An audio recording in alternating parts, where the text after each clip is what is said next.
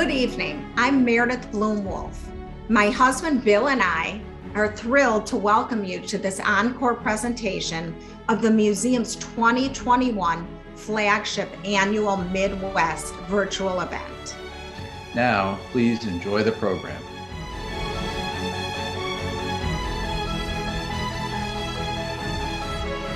Welcome to everyone who is joining this virtual event for the United States Holocaust Memorial Museum. We know that it is being viewed by people throughout the Midwest and indeed throughout the country. I'm Hal Gershowitz, and my involvement with the museum really began over 30 years ago. It was an honor being asked to be one of the 6 original Chicago co-chairs, bringing this story to the public's attention. I don't know of another example of a community so instantly responding to an appeal as the Chicago community did to this project of immense importance. It was quickly a labor of love, working with just absolutely wonderful people who were survivors, like Ali Wiesel and Benon Vlatkambi, Miles Lerman, and of course, Fritzi Fischall, who by any standard was irreplaceable in telling the story of the United States Holocaust Memorial Museum and the importance of the lessons of the Holocaust. Fritzi was magic in that respect, and she was so committed to getting this job done. By today, over 47 million people have come to the United States Holocaust Memorial Museum. One of the things that the museum has done that no other institution could have accomplished is that it made the Holocaust history a current imperative. This was an extraordinarily important commitment of the United States of America that we were not going to forget. I want to thank Meredith and Bill for their role in chairing this year's flagship event for the United States Holocaust Memorial Museum. One of the questions we all had in those early days was whether or not future generations would share the same passion as the founders had. Meredith and Bill are symbolic of an entire new generation of young leaders who not only recognize the importance of this history, but who are committed to making sure this history is understood by everyone in our country.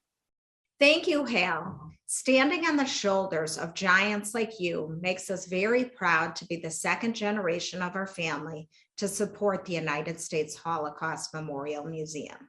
The founding generation has ensured that this incredible museum stands as a testament to the commitment that we will never allow the Holocaust to happen again.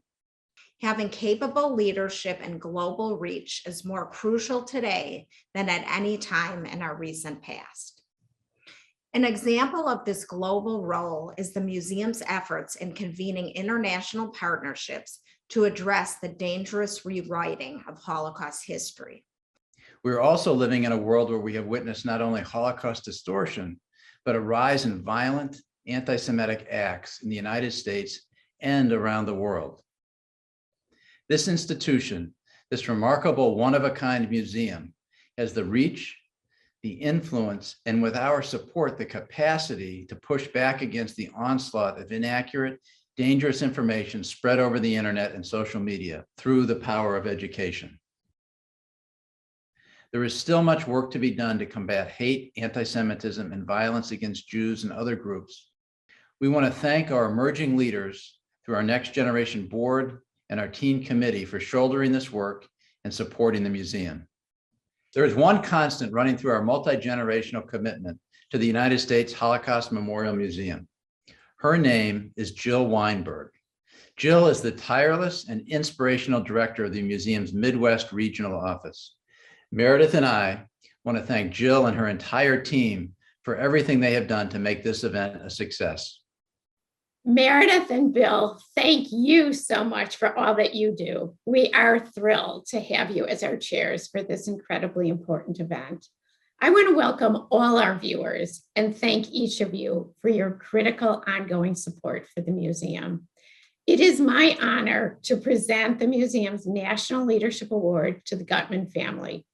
They exemplify intergenerational commitment to the United States Holocaust Memorial Museum and are so deserving of this award. Joe and Sheila and their children are carrying forward the legacy of Joe's parents. I was so fortunate to know Joe's mother, Leah, a special woman whose passion for life and the museum was boundless. Leah's story is now properly preserved in the archives of the museum forever. Like Leah, Sheila and Joe have immersed themselves in the museum, providing leadership and giving in so many valuable ways. But their greatest gift is the caring and commitment to Holocaust education and remembrance that they have instilled in their children. Each of their children are now leaders in their own right. Joe and Sheila, Danny and Carly, Brian and Joanna, Michael and Mary, and Angela.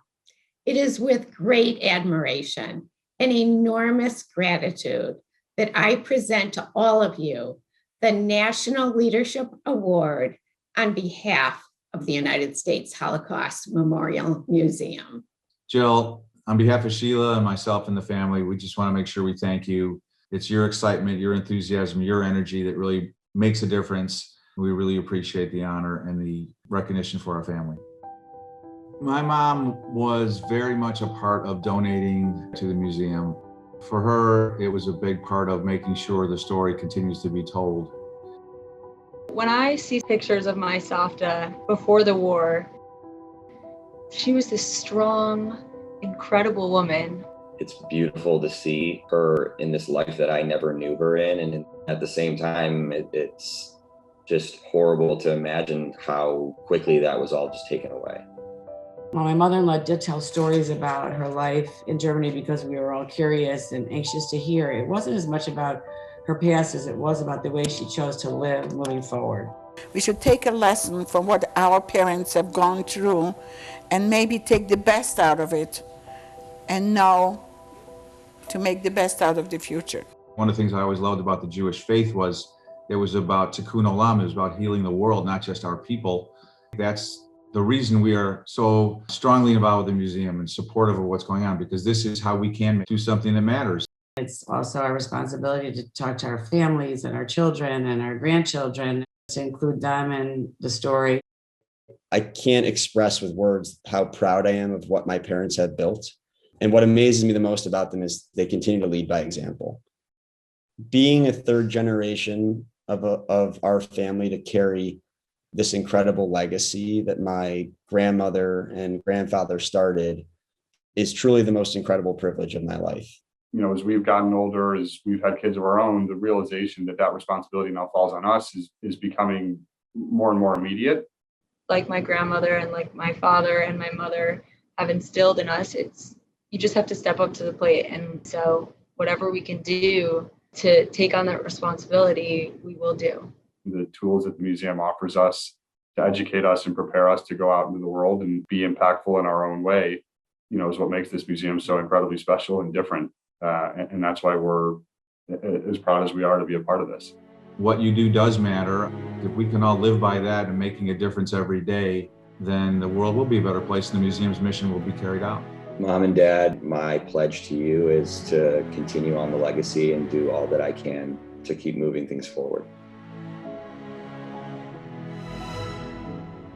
Memory was never meant to be contained in this building. It was meant to be unleashed as a force for change. And in so many ways, this is the very moment we were created for. Thank you for joining us. I'm Sarah Bloomfield, Director of the United States Holocaust Memorial Museum. In these complicated times, we're all searching for ways to promote the common good and have a sense of optimism about the future. And yet, we face a perfect storm. History education is on the decline as assaults against truth are on the rise. There are more and more incidents of antisemitism and racism, and fewer survivors to remind the world of their dangers. All this is compounded by the impact of social media, which can affirm our common humanity or erode social trust. So how will we meet these daunting challenges? First, we need a greater understanding of the past to help us understand who we are and how we got here. We also need moral anchors to remind us of our potential and inspire us to own responsibility for the future. Education and inspiration, that's exactly what the museum is all about. Inspiring people from every walk of life to look back on the Holocaust and ask of themselves, not only what would I have done, but to look ahead and ask, what will I do? As I said, we all want to be optimistic about the future, but that means the museum needs to strengthen its impact as a global digital enterprise, an enterprise that engages educators and empowers students, giving them the knowledge, critical thinking skills, and inspiration to shape that future, a better future for all. Now let's hear from them about the important impact you are making possible. I've heard keywords and some of the same old stereotypes. Globalists or the bankers are, and then some will say something like, well, you know, the Jews are running the world. These are real stereotypes that people still believe today. I am an African-American woman. I teach Latinx students at a school that's 91% Latinx. I have always been interested in the Holocaust because I think that the lessons should continue to be taught in the school.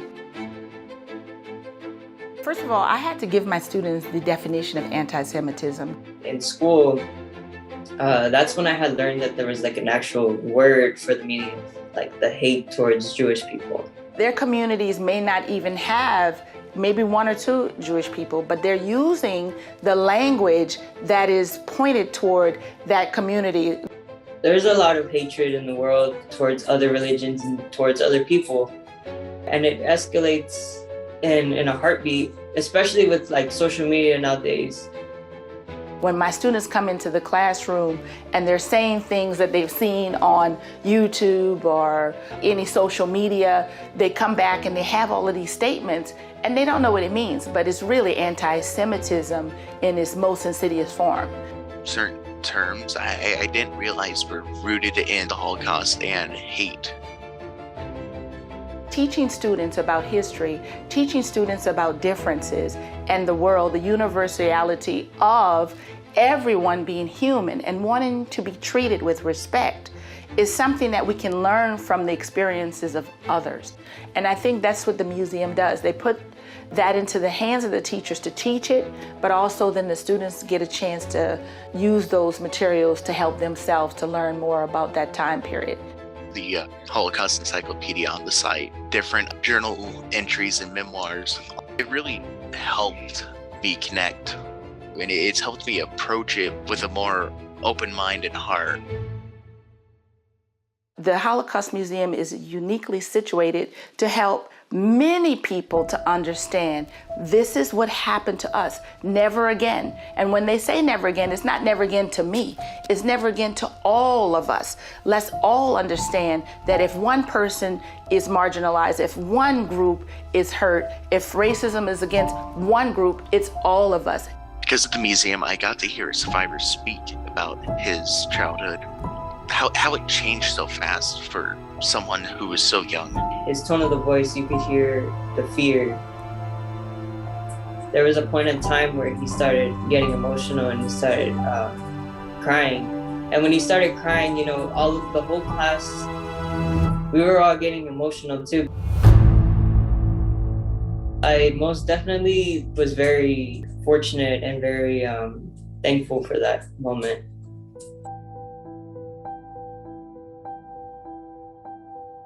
This is one of the 3 notebooks that I used to write my diary, which I donated to the museum. And I was hoping that this could be an educational tool that could help spread the knowledge of the Holocaust. No mere words can accurately describe the reality of the hardships and horrors. Surely nobody can believe the SS methods if he did not feel them on his own skin. Who can feel with us? Who can understand us?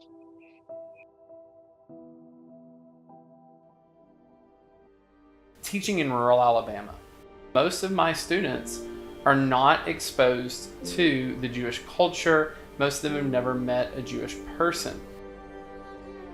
When I bring in a diary in the classroom, my students are now not only invested in the material from a learning standpoint, but now they're emotionally tied to it.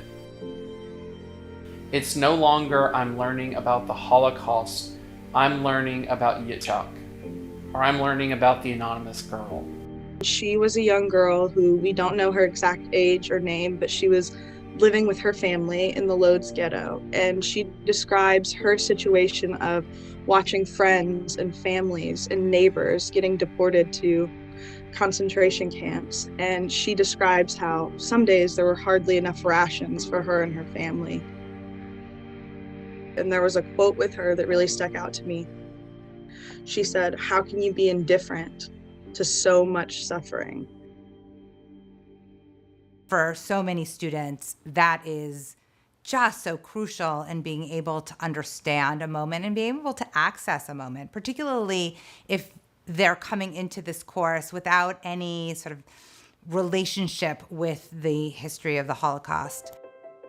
Reading the diaries opened my eyes and probably opened the eyes of my peers to seeing something that was relatable. There may be a diary in the archives of the museum that has the power to reach a rural student in Mississippi. There may be another diary that has the power to reach an urban student in Pittsburgh. The museum allows my students to access a wide range of digital collections. They're able to look at diaries, they're able to watch films, they're able to read letters, they look at immigration paperwork, they look at scores and scores of photographs, they listen to music. For me as a teacher, I'm always looking for opportunities where I can let the history speak for itself. So when a student wants to learn about Kristallnacht, where I can let a survivor tell my students in their own words. My mother took a dresser and pushed it against the door. And she held me and she said, "Inga, tonight we're gonna die." Teaching the history of the Holocaust offers me an opportunity to watch change in motion. It allows students really the privilege of delving into notions of humanity and responsibility, of thinking about what does it mean to be a citizen in a society. I feel it's the most important thing is for me to not be silent and complacent, and for me to move forward thinking, who else can I share this with? How else can I use this to make a bigger and broader impact? I see that as what I call the ripple effect. That's how we fight anti-Semitism. Hate is by creating those ripples. A student I had years ago, he used to write swastikas on my desk. He called me the N-word to my face. And when he did that, what I said to him was, "I forgive you." I forgave him not because I'm kind, but because he didn't know any better. And then I taught him.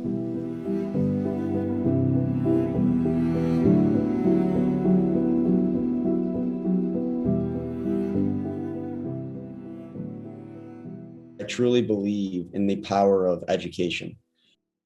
Offering this on a digital platform is a total game changer. We all have a responsibility to make sure that those tools get out there into the public in the way in which we know they could and should be used. I can't think of a time in the last 70 years that it's been more important for us to stand up and be leaders and make a difference. The most important and powerful lesson that anybody, regardless of their background, needs to learn from the Holocaust is that hate, oppression, and violence towards any group of people is unacceptable, and the safety and freedom of any group of people is the responsibility of all groups of people.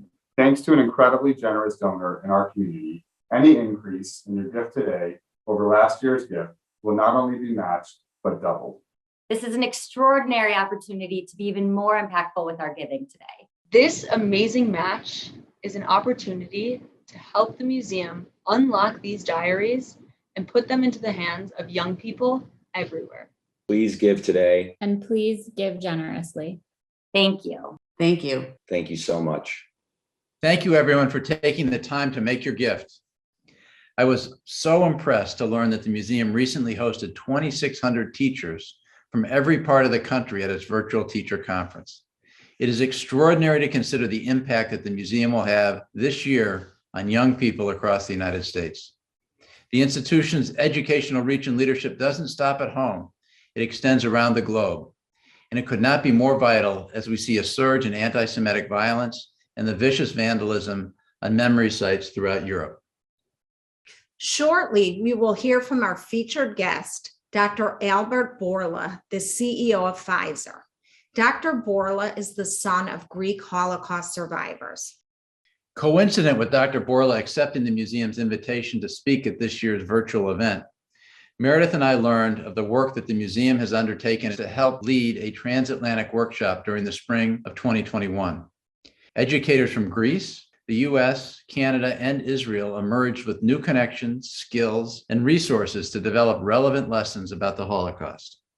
It is now time to welcome our guests, Dr. Bourla and Peter Alexander, the White House correspondent for NBC News, who will lead the conversation with Dr. Bourla. Welcome to you both. Bill and Meredith, well, thank you both so much. And thank you to Dr. Bourla for being a part of this conversation. 2 Pfizer shots in my arm. So to you, I personally say thanks. And I know everybody watching joins me in that. This is such an important conversation as we speak about the Holocaust, and your personal experiences are so compelling. So let me just begin this by starting at the beginning, which is before the Holocaust. Your parents lived in Thessaloniki, which was sort of viewed as the Jerusalem of the Balkans because of the vibrant Jewish community. What did your folks tell you about their life growing up? Yeah, they had a very good life growing up. My mother was coming from a very affluent family. My father was the opposite. They were struggling to make a living, but they were happy families, and both of them a lot of kids. My mother was one of 7, and my father was one of 5. What are your memories of childhood? I had very nice memories of as a child as well. We were very few Jews remaining at the time in Thessaloniki.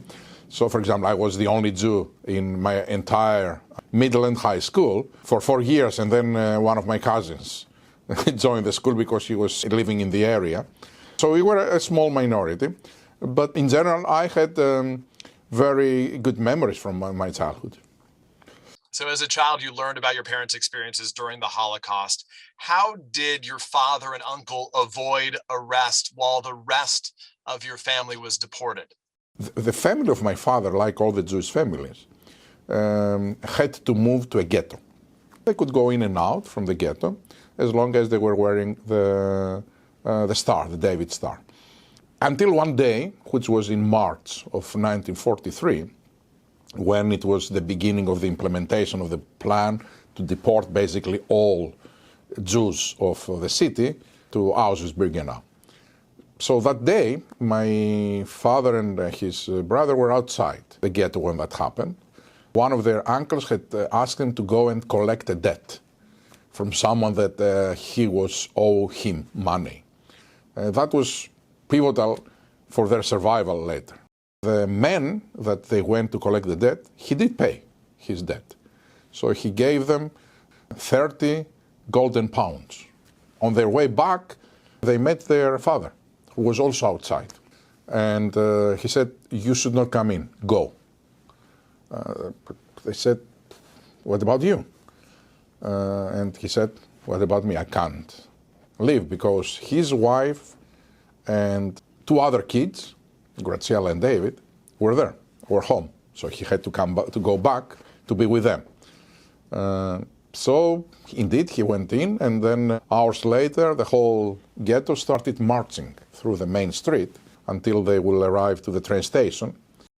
As they were marching during the street, my father and his brother would be watching and having eye contact and marching on the side of the street, trying not to be identified as related to them, but trying to catch another image of their beloved. And until they couldn't anymore, because they went into the new camp, and that's it. That was the last time that they saw them. On the positive for them, they had the money, so they were able to bribe someone working on a conductor working on the train. They went into the train, and then they went to another city, and then eventually to Athens. They were having fake IDs they had gotten from the head of the police. They lived in hiding, working for the Red Cross, but they survived until the war was ended, and then they came back to Thessaloniki, where they found nothing. Your father, Moise, you said that he had two dreams for you. One, that you would become a scientist, checked that box. And number two, that you would marry a nice Jewish girl. You said that he lived long enough to see both of those come true. So that's part of your father's story. I want to ask about your mother, Sarah's story as well. It was obviously quite different. Can you describe the risk that a Christian man, her sister's husband, took, and how that changed her fate, her experience? My grandfather had 7 kids. 2 of them were girls. And my mother and the oldest of the kids, a sister. She fell in love while she was very, very young, 17 years old, with a Christian boy. And so she left the family to marry to him. Now, at that time, mixed marriages was almost a crime, clearly not accepted by society. So my grandfather, he wouldn't talk to his daughter. He said, "You're dead to me, I don't want to see you again." But then they moved to the ghetto, and then things became clear at the time that they would be deported to Poland. So my grandfather felt the pressure to reconcile with his daughter, that they hugged and kissed and left the past behind before he went to Auschwitz. And at the end of the meeting, he told her that, look, please take Sarah with you, my mother. She left, and she went to another city than Thessaloniki, where her sister and her husband were living. And over there, nobody knew that she's Jewish, and nobody knew actually that her sister was Jewish, because she had converted, and everybody knew her with her Christian name. And towards 44, I think, a year and a half later, her husband, my Christian uncle, he was transferred to go back to Thessaloniki. My mom, of course, again, she was not allowed to go out, because now the risk of being identified was very high. She was a teenager, so she just couldn't sit indoors. She would here and there go out, and one day she was spotted by someone who knew that she was Jewish, and then she was arrested, brought to a prison over there. My Christian uncle collected everything that they had, basically, and converted it to golden pounds. He paid a bribe to Max Merten. Max Merten was a known war criminal. He was the head of the occupational forces of the Nazis, and he was basically the man who orchestrated all the operation to deport thousands of Jews to Auschwitz. In Thessaloniki, there were 50,000 Jews before the war, and they survived 2,000. That means 96% extermination rate. So he found a way to approach Merten, and while it was extremely risky to offer to a German a bribe to save a Jew, he took the risk, and actually he paid the money. And her sister would go every day outside the prison. Why? Because at noon, typically, they would take some prisoners, they would load them on a truck, and they would go to a place where they would sleep overnight, and then in the dawn they were executed over there. So for her, she could feel comfortable that my mother is still alive for the day, if at noon she wouldn't be among the group that will go. One day she saw her sister, my mom, loaded into a truck. And this is when she realized that that's the end. She's going to be executed despite the fact that they paid the ransom. Because her sister saw that happening, she went back to her husband who called Max Merton. And that was the riskier thing that he did. I paid you the money, you gave me your word, and you're not keeping it. And Merton was not aware. He just didn't pay attention. He took the money, he didn't care less. So he said, let me have a look on that, and he hung up the phone. And nothing else. So it was a sleepless nights for both of them. And the other day, my mother was lined up with everybody in the dawn against the wall and in front of a firing squad. And then a BMW arrived, a motorcycle with 2 soldiers in it, and one of them went out and gave paperwork to the head of the firing squad, and then he removed 2 people from the line, my mother and another one. And they load them to the truck and they send them back. So, and my mother, as she was going out from the scene and the truck was going back to the city, they could hear the machine guns killing all the others. I just wanted to ask you how both of your parents so narrowly escaped death, losing parents and siblings, and how that has impacted your outlook and really the lessons that they taught you that stuck with you, because they had this tremendous sense of optimism. If you have lived something like that, you become optimistic in your life. You become that there is nothing, there is not a moment that you can call it that it is done. It is never done.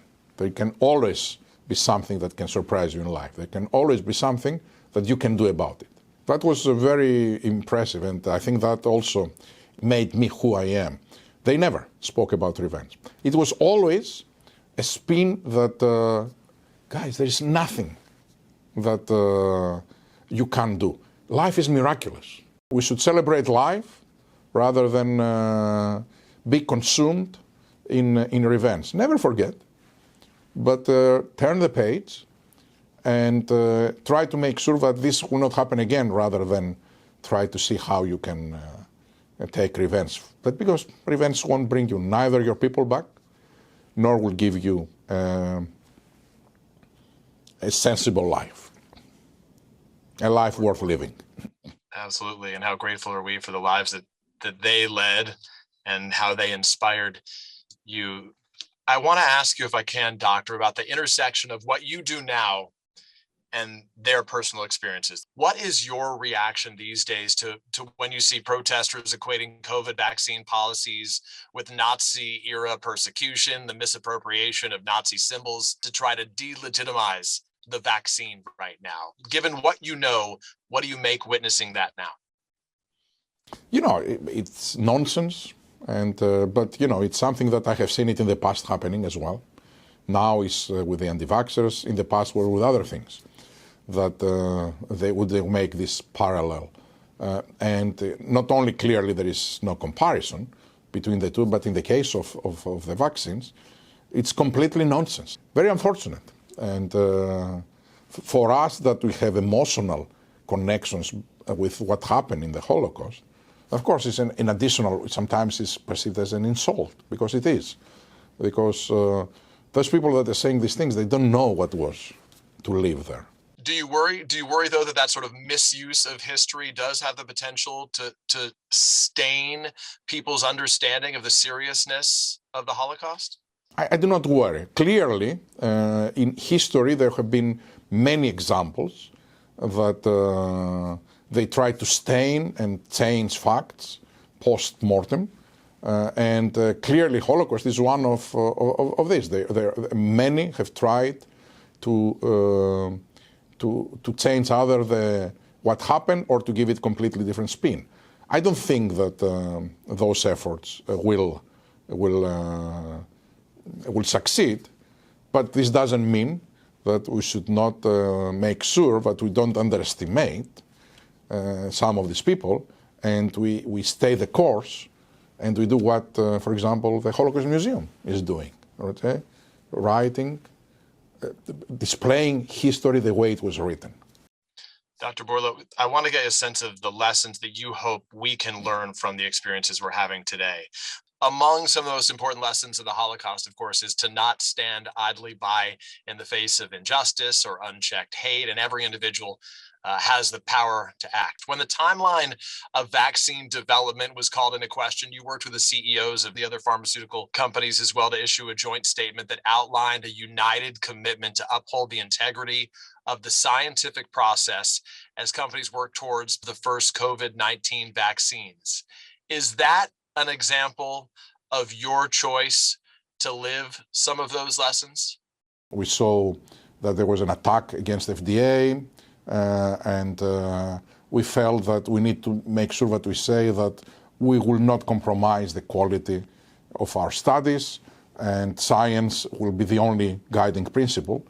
I think it is an example of what everybody should be doing, which is to speak up. Clearly, it is connected to the events that we discussed before, because there were a lot of people that remained silent when all these things were happening. They didn't agree necessarily, but also they didn't do anything either to speak up or to their ability to try to prevent it. And so speak up is an important piece of everyone who wants to have a positive impact in this society. Don't forget that the same period of time, we had so much political unrest because of social injustice that particularly in that time was manifested with attacks against African Americans. And then a little bit later, it was with attacks against Asians because of the COVID, but basically because of the fact that people are looking for excuses, evil is looking for excuses, to find a way to play with emotions and recruit people in their evil campaigns. That was the reason why also I decided to speak, or one of the reasons when I was asked to present